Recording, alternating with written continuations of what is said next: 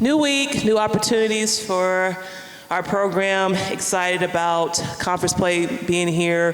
Thought our players played very well last week against Tarleton State.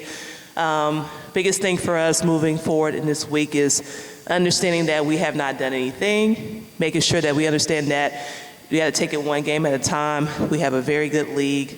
We have great teams that are coming into our building here next week with different styles of play from Tarleton State. So I just want our kids to make sure that we stay locked in, to be hungry for victories, to be hungry for the grind, to be hungry for an opportunity to get another win under our belt. Going back to last week in that game against Tarleton State, Avery and Coy attributed to over 65% of the team's offense with points and assists. Can you talk to more about that as a dynamic? Yeah, absolutely. So I think anytime that you look at a team that has a 1-2 punch, I think it makes it very difficult for teams to prepare for them. But in our situation, in case we have two players with Coy and Avery who have very versatile styles of games. And so with them in particular, it's been very, very interesting and fun to watch them play. Their relationship and their how they play together blends very well. But it's the players outside of them that makes it really difficult too for teams to prepare for us, because they're unique and they're different in how we're playing them right now in the small ball lineup. So they've showed up every day, been locked into practices and the things that we need to from a leadership standpoint. But I don't want them to be satisfied. I expect for them to come in and work hard every single day, to continue to work on their craft and what they're doing and be locked into it, and understanding that teams are going to start to prepare for them a little bit differently. So I know that they will adjust to that, but like I said all the time, it's about this team is well balanced, and we got to continue to have that from this group. So far on the year, you're 5-0 inside the College Park Center. This time last year, we were 3-2, dropping the first two at home. What's been some of the keys for that turnaround from last year to this year? Well, I think one of the things that we've done a really good job of is that defensively of how we've held teams under their averages here in the building. I think the second thing is that our crowds have been awesome here as well too. That's the support that we've got, been receiving from just for the community. The third thing I think for us has been that hey, we've just gotten off to great starts, and I want to make sure that we continue that this week, that nothing is given to us. We shot the ball very well within the building too as well, so I just want to make sure we continue to do that. We fed off of our defensive stuff, our pressure, our turnovers that we've forced teams to do, and so want to make sure that we continue to do that as we move forward here this week.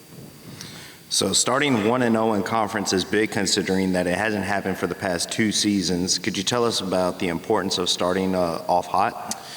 Well, it's important for you to get off to a really good start in a conference of, again, there may be, weeks that you may play one game, you may not play a game at all. And so you want to make sure you continue to stay on top and take care of your business at home. And we want to make sure we look at it one game at a time and focus on what we need to do. But like I said, it's the importance of taking care of business. It's tough to win on the road, as we all know. And so the biggest thing is that our goals is to focus on getting those wins at home, playing very well at home. As we go back to it in our non-conference in November, we spent a lot of time on the road trying to figure out how we need to be as a team. Played very contrasting styles during non-conference. I think it's been beneficial for us going into conference play. And so we want to continue to focus on that one game at a time as we move forward to Utah Tech here on Thursday, a team that, we've, beat us here last year and actually beat us up there before we were able to get a win against them in the conference tournament. So I expect everybody to give their best shot against us. They are a team that, does pose difficulties of us guarding because they all shoot the ball very well. And so I want to continue to focus on that.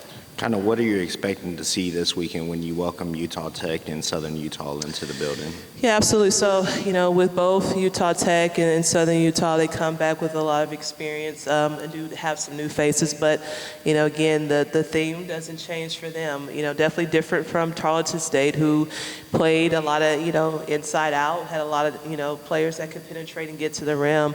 Looking at Utah Tech, they, will continue to do the same thing. They're going to spread you out 5 out, and And they have a player that, at the point guard that, with Chardonnay, that's going to look to, again, penetrate and be able to kick to shooters, get out in the transition and try to slow you down and make you make shots. And so it is important for us to not change who we are, to play with pace, get up and down the floor offensively, defensively, taking the ball out quick, taking shots when they're there and not becoming stagnant. I think that was one of the things I talked about our team against Tarleton State in the second quarter when they went zone against us. I thought we got very stagnant about who we were. So we've got to continue to work on those things, playing with that pace, getting the ball out, running the floor, and just being aggressive defensively. And so, and communication is going to be a big thing for us too as well.